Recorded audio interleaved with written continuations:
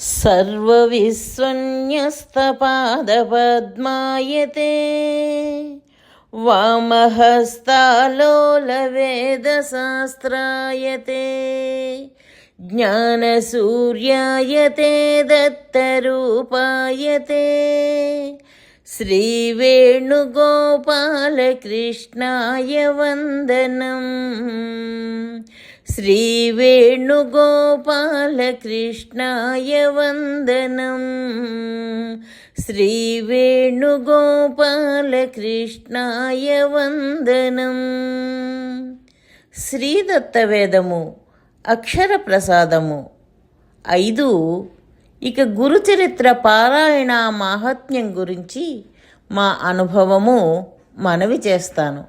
శ్రీముఖనామ సంవత్సర అధిక భాద్రపద ఏకాదశి ఆదివారము 12/9/93 ఉదయం విజయవాడలో బయలుదేరి సాయంత్రం శ్రీశైలం చేరాము. శివసదనంలో బస ఏర్పాటు చేసుకుని దైవ దర్శనానికి వెళ్ళాము. స్వామివారి అమ్మవారి దర్శనం చేసుకున్నాము. 13/9/93 సోమవారం అర్చన పూర్తి చేసుకున్నాము. 14/9/93 మంగళవారం ఉదయం గురుచరిత్ర దీక్షగా పారాయణ పూర్తి చేసుకున్నాం. శ్రీ నృసింహ సరస్వతి గురుదేవులను ధ్యానించుకుని హారతిచ్చాము. ప్రతిసారి గురుచరిత్ర పారాయణ పూర్తి కాగానే ఒక అనుభవం కలగడం పరిపాటి. ఈరోజు స్వామి ఎలా అనుగ్రహిస్తారో అనుకున్నాము. నేను నా శ్రీమతి. తప్పక ఫలితం లభిస్తుంది, ఎట్టి సందేహం లేదు అన్నది నా శ్రీమతి. ఎదురు చూశాము. ఇంతలో ఒక అద్భుతం జరిగింది.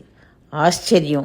గానుగాపురం నుండి శ్రీ నృసింహ సరస్వతి స్వామివారి పీఠముతో స్వాముల వారు వారి మాతృమూర్తి వేంచేశారు.